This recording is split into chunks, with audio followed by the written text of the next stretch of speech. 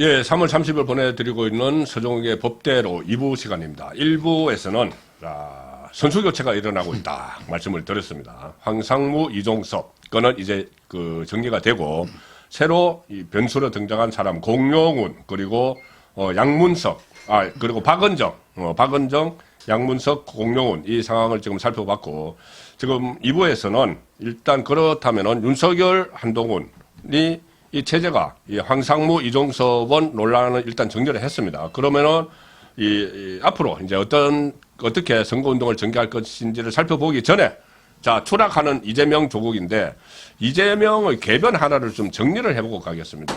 일부에서는 조국이 이 박은정의 그 41억 이것을 정관예우가 아니다. 근데 일부에서 말씀을 못 드렸는데 조국이 그런 이야기 했어요. 작년 6월 달에 북콘서트 하면서 정관예우라는 말은 틀린 말이다.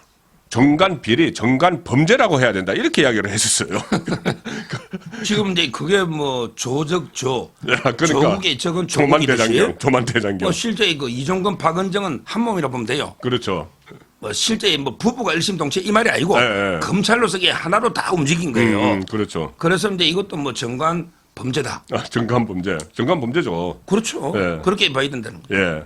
그래서 지금 2조 심판 이런 이야기들을 이제 한동훈 비대위원장이 많이 하죠. 근데 제가 좀 걱정되는 게 2조 심판 그러면 이시조선 뭐 그런 뉘앙스가 좀 있어가지고. 그래서 저는 이제 문 2조 심판이랍니다. 문 2조 심판. 그러면 되네. 심판했어요. 그럼요. 아니 문재인도 이제 그 배재정하고 맞아. 그 지원 유세 나섰잖아요. 예, 문 2조 심판은 괜찮네. 결국 이재명과 조국은 예. 현재 피고인이고 예. 그다음에 문재인은 잠재적 피고인이다. 그렇죠. 다 피고인이죠. 예. 범죄 집단은 맞아요. 예. 그래서 문 2조 심판이다. 문 2조 심판. 저는 하나를 이게 더 끼우자는 주장이죠. 그렇게 하면 되겠네요. 예.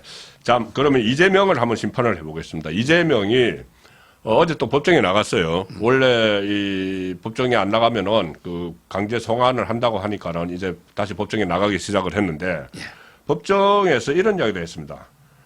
본인이 검찰 때문에 선거 기간에 발이 묶였다는 그런 취지로 정말 귀한 시간에 이렇게 이제 선거운동이 시작됐는데 이 시간에 내가 출정한 거는 검찰 독재 국가의 정치 검찰이 노린 결과다.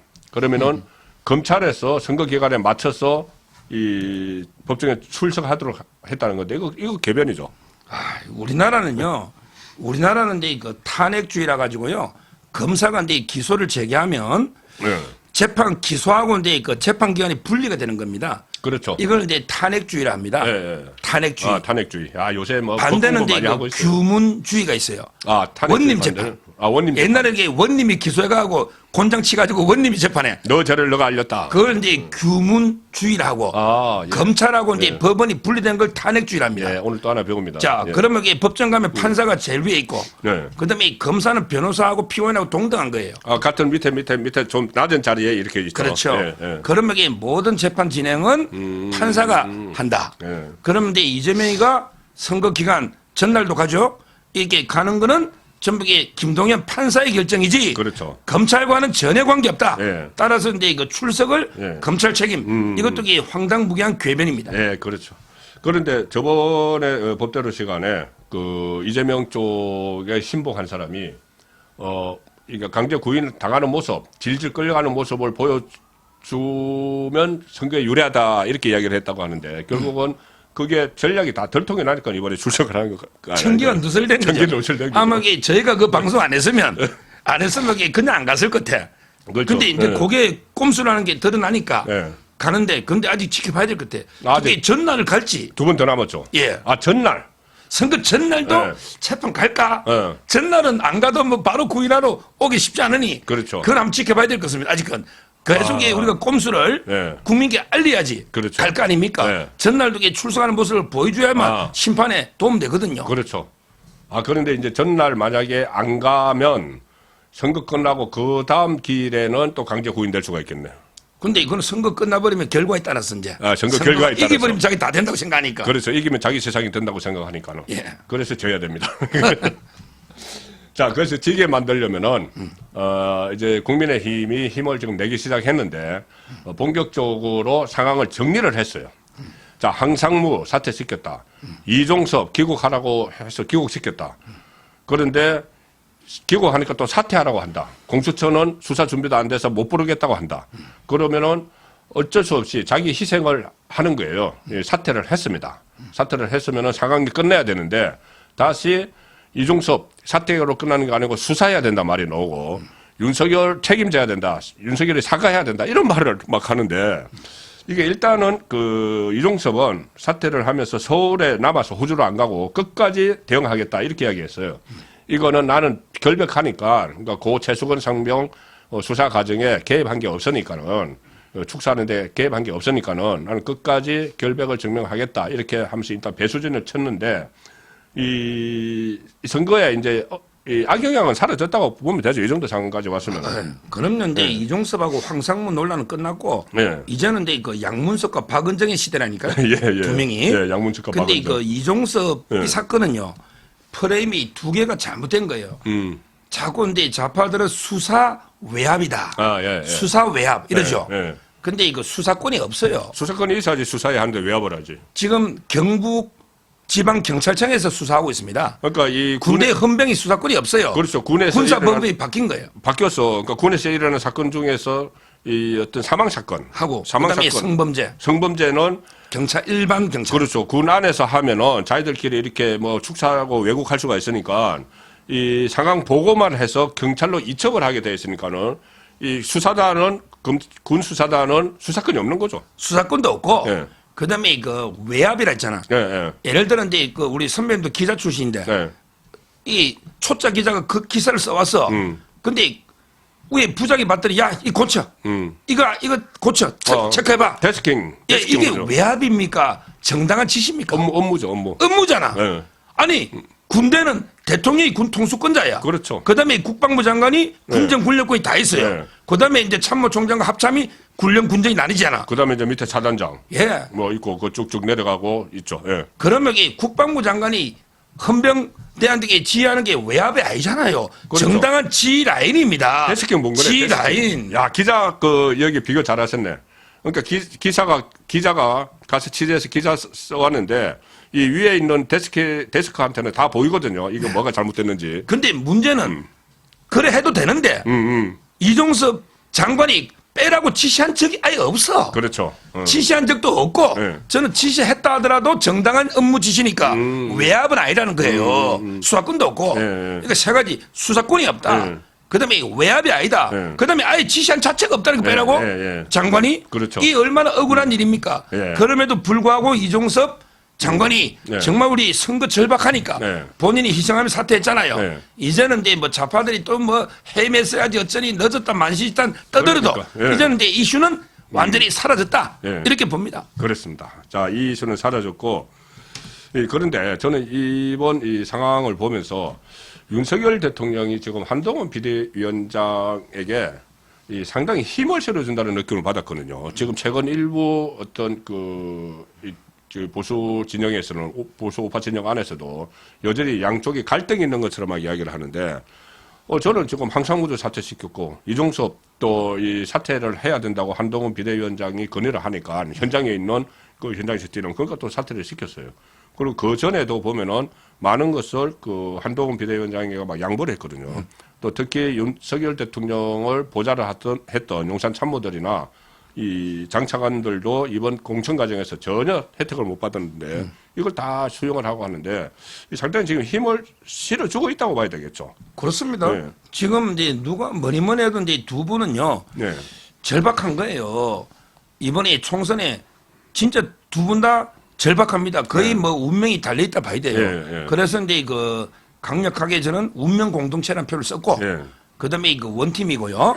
실제 이제 그 윤 대통령이 선거 승리를 위해서 예. 어떻게 보면 이게 그 많은 걸 어떻게 보면 양보한 거죠. 그렇죠. 예, 물론 예. 선거 아니에요. 예. 선거 승리를 위해서 예. 이제 더 이상 저는 앞으로 이 대통령 탓은 좀 안 했으면 좋겠어요. 네, 맞아요. 예, 지금 윤 대통령 우리 문재인 정권과 비교해 보세요. 네. 외교 안보에서 한미일 가치 동맹을 복원했고, 네. 그다음에 그 원전 생태계도 복원하고, 네. 방산 그리고 이제 수출. 그 우리 노동개혁 보세요. 네, 노동개혁. 노동개혁 제대로 했지 않습니까? 네. 그 민노총 네. 노조 회계 투명화부터, 네. 그다음에 이제 지금 사교육 카르텔도 격파했고, 네. 이제 의료개혁 마지막 남았거든요. 예. 이런 상태에서 이제 그 선거에 패배해버리면 예. 모든 계획이 자초돼 버립니다. 그럼요. 예. 그리고 이게 그 범죄 그 카르텔 예. 2조 예. 이분들에게 또 탄핵 운운하면서 이게 임기 단축 나오거든요. 예. 개헌까지. 예. 그래서 저는 어떻게 보면 이게 윤석열 대통령이 가장 절박하고 예. 그다음에 한동훈 위원장도 본인의 정치적 운명이 걸려 있는 거고 그렇죠. 본인도 패배하면요. 예. 한동훈 특검법 만들겠다고 난리잖아요. 한동훈 본인도. 예. 따라서 저는 예. 두 분이 확실하게 운명 공동 묶여있기 때문에 예. 제가 알기로게 어떤 갈등도 없다. 예. 이제는 이게 강력한 한 팀이 원팀이 예. 됐다. 예. 이래 보면 돼요. 예. 자, 근데 이거 제 주장이지만은 이제 윤석열 대통령이 이 총선 승리를 위해서 마지막으로 하나 좀 할 게 있을 것 같아요. 이거 제 주장입니다. 입장이 다르시면 말씀하셔도 돼요. 뭐냐 하면은 바로 의료 대란 이 갈등 해소하는 건데 이게 지금 만만치 않은 것이 저는 임현택 그 신임 의사협회 회장 내정장 이런 말까지 했어요. 진료실에서 낙선운동 펼치겠다. 그러면 환자들을 볼모로 해가지고 이 뭐 투쟁을 하겠다는 이야기잖아요. 이 사실상 환자들을 볼모로 해서 하겠다는 이야기입니다. 낙선 운동을 펼치겠다. 그러니까 환자들에게 자, 저 사람은 찍지 마 이렇게 하겠다는 이야기잖아요.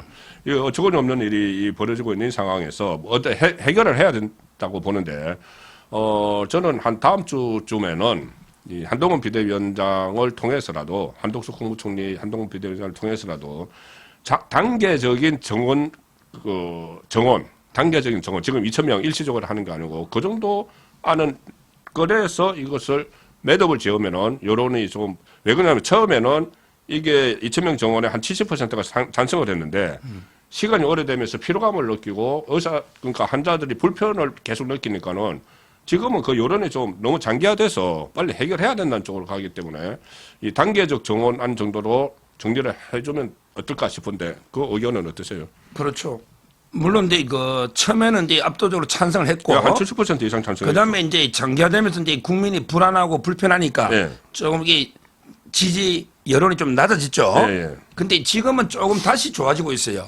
왜냐하면 이제 새로 그 의협 회장 그 이면택 예, 예. 이 자각이 그 500명에서 1000명 줄이 된다. 예. 우리가 이게 선거운동 하면 2, 30명 낙선 뭐 좌우할 수 있다. 예, 예. 이런 데 좀 오만 방자한 예. 이런 데 말하면서 그렇죠. 국민들이 볼 때 의사들 좀 이게 동정여론이 가다가 네. 너무하네. 그렇죠. 무엇보다 이게 전임 회장은 또 뭐래냐. 예.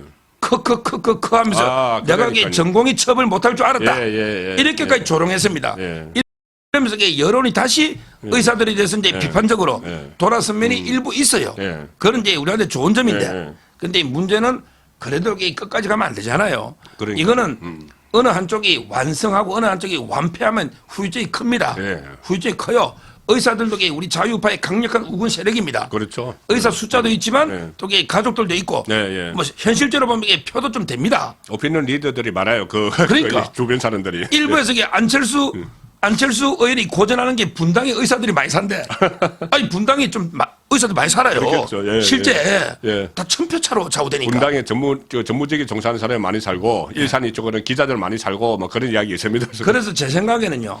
이 문제는 이제 대통령이 조금 이제 그 큰 결단을 크게 봐야 됩니다. 예, 예. 완성해서 이게 의사단체를 완전히 무너뜨리는 게 아니고 예, 예. 오히려 저는 세 분한테 재량을 좀 주면 좋겠어요. 한덕수, 한덕수, 그다음에 안철수. 안철수, 이럴 때 공덕생, 그다음 한동훈. 한동훈. 오케이. 어이, 예. 너 세 명이 특별위원회 하나 구성해라. 의사들하고 이게 예. 대화 좀 해. 예, 예, 거기에 재량 한번 이끌어봐. 예. 예, 내 정권 줄게. 예. 예. 정권 줄게. 이러면요. 대충 이제 뭐 1000명이든 뭐 1500명 놀 거 아닙니까? 예, 예. 이렇게 대화로 푸는 게 예. 좋아요. 아, 그건 묘안이네. 일단 이게 선거 전까지라도 예, 예. 그건 묘안이네. 예 이런 식으로 이게 대통령도 또 이게 물러서가지고 뭐 이러면 안 되잖아. 예, 권위가 또 예. 손상될 수 있으니 예. 이 한덕수, 한동훈, 안철수 의사잖아. 예. 근데 이게 TF라는 구성해서 예. 아예 의사들하고 협상 정권을 줄게. 예. 이렇게 그거 좋은 한번 돌파하면 방법이네. 예. 다음 주 초쯤에 뭐 한번 발표하면 좋을 것 같아. 사전 투표 한 2, 3일 전에. 그렇죠. 딱 그때 한번 넣으면 좋을 것 같아요. 그러니까 이 한덕수 총리가 들어가니까 이거 완전히 선거용이다 뭐 이렇게 할 수는 없는 거고 워낙 이제 이 환자들의 불편이 이어지니까는 장기화되니까는 이 그런 TF를 만들어서 하면 좋다. 그런데 이제 민주당이 만약에 그렇게 하면은 또 뭐 선거용이라고 할 텐데 사실 민주당도 김윤 있지 않습니까? 김윤 서울대 교수 여기도 정원 2,000명 주장을 했던 사람이에요. 2,000명 더 해야 된다고 주장을 했던 사람인데 여기 12번 줬잖아요. 더불어 그 민주연합 12번. 그러면은 민주당도 이 정원 입장에는 사실상 찬성을 하는 거잖아요. 이재명이 뭐라고 말을 해도. 그럼 여기 네. 문재인 때 추진했던 거고 지금 20년 동안 한 거거든요. 그렇죠. 어제 이제 정영학과 원장하고 식사를 했는데 아. 김윤에 대해서 이제 엄청나게 입이 담지 못할 욕을 하더라고. 김윤에 대해서. 네. 저는 뭐 그만 보더라도 네. 민주당도 이게 자기들 호재라 생각하면 안 됩니다. 네. 자기들이 주장했잖아요. 그럼요. 오히려 네. 저는 의사님들께 호소합니다. 네. 어떤 경우도 그런 데서 민주당 찍는다고 해결됩니까? 아, 안 되죠. 그렇잖아요. 더 안 어떻게 되죠. 이렇게 정부하고 대화를 풀어야 된다. 그럼요. 정책 수단을 갖고 있는 예. 쪽하고 해야죠. 아무리 이래가지고 혹시나 네. 윤 대통령이 정원에 대해서 난 민주당 찍을라 이런 네. 선택해서는 안 된다. 아, 그럼요. 이 말씀을 꼭 드립니다. 예. 그래서 지금 이 말씀드렸다시피 어쨌든 그 상황이 상당히 좋아지고 있고 그리고 공식 선거운동 들어가고 나서 제가 가장 주목하는 점은 한동훈인데 지금 그동안 한동훈 비대위원장이 이제 원톱 이렇게 했는데 지금 인요한 좀 참여를 했고 점차 이 각 후보들 위주로 가고 있는데 최근에 한동훈 비대위원장의 입이 굉장히 세졌어요. 이 말이. 그래서 저는 이것을 어떻게 해석을 하느냐 하면은 지금 처음에는 한동훈이 등판을 했을 때 선거 구도가 한동훈 대 이재명으로 막 바뀌었어요. 그런데 이게 조국이 등장을 하면서 갑자기 또 윤석열, 그러니까 정권 심판론을 내세우면서 윤석열, 이재명, 조국 이렇게 구도가 바뀌니까 이것을 다시 전환을 하기 위해서 이렇게 좀 세게 발언하는 것 아니냐고 보는데 가령 예를 들어서 개같이 정치하는 사람이 문제다 이런 이야기. 이재명, 김준혁, 양문석 이들의 쓰레기 같은 말 이런 이야기를 하는데 의도적으로 한다고 보야 되겠죠 이게. 아마 근데 워낙 이제 선거판이 급박하고 절박하고요. 예, 예. 이러다 보니까 이제 그러고 지금 뭐 모든 혼신의 힘을 다했었는데 진짜 이거 강행군이거든요. 그렇죠. 야 진짜 이게 힘듭니다. 하루에 예. 하루에 지금 도는 게 몇 개입니까? 하루에 한 열 몇 개 뭐 예. 선거구를 다녀요. 이런 이제 절박한 상황에서 이제 절규에 가깝게 연설하다 네. 보면 조금 이게 강한 표현이 나오는 거죠. 그렇죠. 이걸 가지고 이게 뭐 막말을 할 수 있겠습니까? 아, 막말. 저는요. 다르죠. 막말은 딱 이게- 이재명 말이 막말이지. 제가 근데 연합뉴스인가 나가서 그랬어요. 자 민주당의 김성원 승리할 때 김성원 예, 예. 수원의 갑이죠. 네. 수원갑의 철험의 회원입니다. 예. 근데 그분은 옛날에 국회의장 박병석인가 자기 당의 국회의장이죠. 예, 대원로. 그분한테 뭘 했냐? 대선배. 그분한테 영어를 하세요? 예, 영어를 영어를 하세요. 하잖아요. GSGG, 예. GSGG 예. 이렇게 했거든요. 예, 예. 근데 한동훈은 뭘 했냐? G라고 했지 않냐? G라고 해서 사람이 나쁘냐? GSGG라고 해서 사람이 나쁘냐? 한동훈은 영어로 하면 이게 G밖에 안 된다. 예, GS 지지 중에서 앞에 G는 개입니다, 그냥. 그것까지만. 예. 그러니까 예. 한동훈은 G만 했고 민주당은 김성호는 GSGG를 했는데 이걸 막말이라고 공개하면 되냐? 이렇게 제가 방어를 했죠 방송에서. 예. 맞잖아요. 방송에서 뭐라고 안 하던가요? 아니 G라고 했고 GSGG를 했는데 이게 뭐 문제가 없잖아요. 알겠습니다. 아무 문제가 없잖아요. 자, 그래서 이제 남은 건, 사전투표 이제 얼마 안 남았습니다. 6일 남았나요? 사전투표 6일 남았고, 본격적으로 이제 투표를 해야 되는데, 중요한 건 이제 하나 짚고 2부도 마무리 할 텐데, 자, 일단 조선일보 오늘 정치면 기사를 보여드리겠습니다. 여당 보면 가슴 답답, 보수청 입 닫았다. 자, 보수청이 입 닫았답니다. 보수청 입 닫았는데, 입 닫은 게 수치로 나타납니다. 뭐냐면은, 이게 사이 보수가 많이 돼 있어요. 그때 박근혜 대통령 그때 대선 때 사이 보수 이야기를 했었는데 이 여론조사에 응하는 보수가 줄어들었다. 자, 크게 하면 이겁니다. 이 보수청이 여론조사에도 잘 응하지를 않고 뒤로 이제 빠지고 있다는 건데 최근 대통령과 여권 상황에 실망을 하면서 여론조사 응답 자체를 꺼리기 때문이라는 분석이 나오는데 이른바 보수 과소 포집, 여론조사 할 때 보수가 응답을 잘 안 한다는 겁니다. 그러니까 그런데 조선일보가 여론조사에서 지난 대선에서 누구를 찍었냐 이렇게 물어봤더니 윤석열을 찍었다는 응답 비율이 실제 대선 득표율보다 10%포인트 안팎 낮게 나왔다.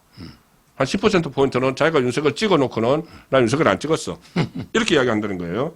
그리고 서울 마포일 경우에 지난 대선 때 윤석열을 찍었다고 응답한 이들은 36%인데 그때 마포고 윤석열 실제 득표율은 49%는. 그러니까 이게 사이보수들이 지금 나타났다는 것이고 국민의힘 입장에서는 이 사이보수들을 투표장에 데리고 와야지 승리를 한다. 그렇게 해석을 할 수가 있는 거죠. 물론 이제 그 샤이 보수하고는 약간 저는 성격은 다르다고 보는데 예. 샤이 보수는 이제 뭐 보수라는 게 부끄러우니까 숨기는 건데 성향을 이거는 이거보다 좀 지금 다르네. 이게 좀 짜증이 나고 예. 우리 어르신들이 예. 그냥 이쪽도 당연히 이재명 조고 싫은데 예. 근데 그 우리 윤 대통령 또 독선 이런 것도 이게 좀 싫어한 분이 있어요. 아까 이종섭 논란이 있을 때 그래서 이제 그냥 투표하기도 싫다. 예. 이래서 이게 응답을 안 해버리는 거죠. 약간 샤이 보수하고 좀 성격이 다르다. 예. 한마디로 이제 저는 뭐 화가 났다나 우리 화난 보수네. 화난 보수. 이런 분들이 근데 문제는요. 예. 제가 지금 현재 그 종편 그다음에 지상파 나가는 방송이 12개 돼요. 예. 유튜브도 그 정도 돼요. 네. 근데 수많은 사람을 제가 만나보잖아. 딱 한 명도 못 본 사람이 있어요. 누구죠? 아직까지 누구 찍을지 결정 못해서 네. 고민이야. 이런 사람은 제가 본 적이 없어요. 이미 다 결심을 했는데 투표장에 가냐 안 가냐. 서면서 나 이게 이쪽 찍을까 저쪽 찍을까 예. 아직 고민이야. 자꾸 마음이 바뀌어. 네. 이런 분을 한 명도 제가 본 적이 없어. 예. 그냥 그럼 어떤 분이냐. 나 이게 보수인데 투표할까 말까 고민이야. 얘들 그 사람들 지금 안에서 하는 거 보면 꼴 보기 싫어. 내가 왜 투표장까지 가야 돼? 이런 사람. 그러니까 이제 그 지지는 보수 진보 나뉘어져 있는데 예. 투표장에 갈까 말까 이거 고민하는 게 저는 달아봐요. 예. 결국 좌파든 우파든 이게 보수든 진보든 얼마나 이 지지층을 투표장에 끌어오느냐. 맞습니다. 이게 이제 좌파가 재미 좀 본 게 조국당인데 조국당이 박은정 때문에 이제 그 앞으로 이게 반통은 날 겁니다. 그럼 이게 우리는요. 일단 이게 저는 그래요. 사람 만날 때마다 야 비례 8번 찍든 18번 찍든 28번 찍든 비례는 어떻게 하든 지역구는 무조건 2번이다. 지역구는 2번 찍어야 된다. 아무리 그래도 특히 오신한 친구인데 고민정이한테 여론이 좀 약간 밀려요. 근데 국민의힘 지지자 중에서 안 찍겠다는 사람이 20, 30% 돼요. 이래서는 안 된다. 무조건 이게 고민정이보다는 낫지 않냐. 따라서 이제 우리 보수 우파라고 생각하는 분은 무조건 일단 이게 투표에 가시라. 그렇죠. 그 다음에 비례는 어떻든 간에 무조건 이게 지역구는 2번을 찍어야 된다. 투표장에 얼마나 오게 하느냐. 이게 저는 승부수다. 맞습니다. 이번에 이렇게 봅니다. 그래서 한동훈 비대위원장도 그걸 아는 것 같아요. 어제부터 아주 낮은 자세로 저 화를 푸시라는 이야기를 하고 있어요. 화를 푸시라. 화난 유권자. 샤이 보수라기보다는 화난 보수. 화를 푸시라 이렇게 이야기를 지금 계속 하고 있는데 정말 화를 푸셔서 나오셔야 되는 이유가 하나 있습니다. 이것도 조선일보 기사인데 자, 이 기사입니다. 야당 지지 성향 50대 적극 투표청에서 10.4%포인트가 증가를 했습니다. 그러니까 4050을 야당 지지층으로 보잖아요. 그런데 이 사람들이 얼마나 투표장에 나가는지의 문제인데, 이게 선거관리위원회가 조사한 거예요. 선거관리위원회가 갤럽에 조사를 했는데, 이 50대 적극적 투표 참여 의향이 4년 전 총선보다 무려 10.4%포인트 증가를 했다. 자, 전 연령대에서 가장 높아. 그런데 50대는 민주당 지지층이 많어. 그런데 지금 우리 화난 보수 유권자들은 투표장에 안 가려고 해. 그러면 이거는 결과적으로 전체 민심과 상관없이 투표 결과가 엉뚱하게 나올 수가 있는 거죠. 그러니까요. 지금 이제 요게 아마 요 조사가 이후에 이제 양문석하고 그렇죠. 이 조사 이유가 중요하죠. 맞아. 사태 터지는 제 주위에 좌파 쪽에도 안 가겠다는 사람도 있긴 한데 왜 너무 실망했으니까 그렇잖아요. 어떻게 조국까지는 용서해가지고 내가 갈라 했는데 그때 박은정이가 1번이다. 그렇지. 그다음에 양문석이가 끝까지 완주한다. 이걸로 그 실망한 또 좌파 유권자도 많이 있는데 우리 우파 쪽에서는 제 말은 이제 어떻게든 우리 윤석열 대통령의 힘을 실어줘야 된다. 그렇죠. 그렇잖아요. 윤석열 대통령의 정책이 큰 방향이 잘못된 게 없잖아요. 그럼요. 지금 만약에 우리가 패배하면 정권이 진짜 끝나버려요. 그렇잖아요.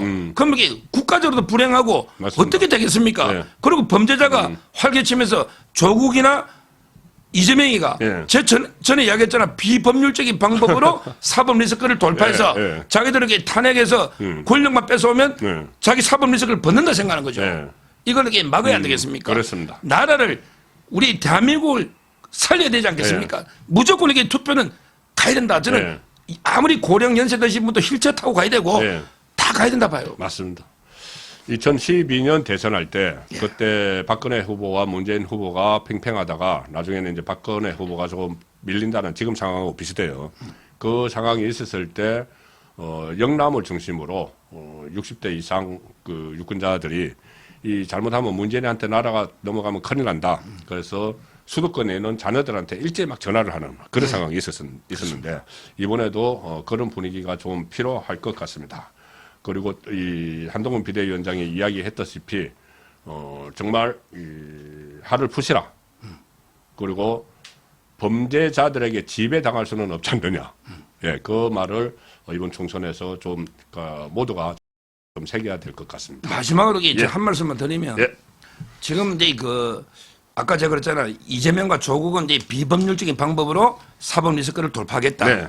이러고 있는데 우리가 이제 심판을 해야 되지 않습니까? 심판해야죠. 예. 물론 이제 법으로 심판할 거예요. 네. 조국이는 이제 늦어도 대법원 3부로 갔거든요. 이제 이미 3부로 상고 갔습니까? 이유서 제출 기한이 지났어요. 예. 그러면 이제 검토하면 전화합의체 안 가면 저는 3-4달 안에 전화합의체 안 가면 예, 예. 나올 거고 예. 늦어도 전화합의체 늦어도 연내에 놓을 겁니다. 예. 조국은. 네. 근데 이재명은 이제 3년 넘게 갈 거예요. 그래서 한동훈 위원장이 3년이 너무 길다. 그 이야기예요. 그 이야기했어요. 예. 3년이 너무 길다. 예. 빠르게 이재명을 심판해야 된다. 이렇게 주장했는데. 그러니까 정치적으로 심판을 해야 되는 거죠. 예. 먼저. 그러면 이제 사법부가 제대로 이재명 조국을 심판하려면 정치적으로 제가 승리해야 됩니다. 왜? 그렇죠. 사법부도 권력 눈치 봅니다.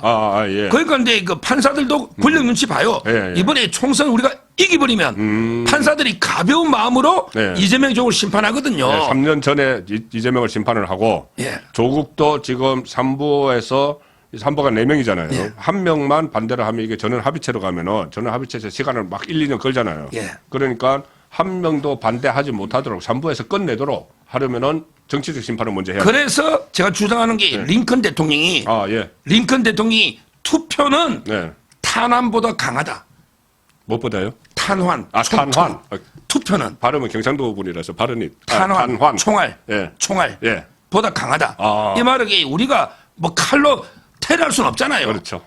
그보다는 투표로 예. 일단 이재명 조국 투표로 잡아놓고 예. 그다음에 정당의 법으로 집어넣는 맞네. 이렇게 정치적으로 먼저 심판하고 예. 그다음에 그러면 사법부도 가볍게 따라오니까 예. 이렇게 심판해야 된다 이렇게 봅니다. 알겠습니다. 오늘 2부의 그 주제는 이재명 조국 정치적 심판 후 사법적 판결 그렇게 정리하겠습니다. 소정국의 법대로 3월 30일 보내드린 2부 순서도 여기서 마칩니다. 고맙습니다. 감사합니다.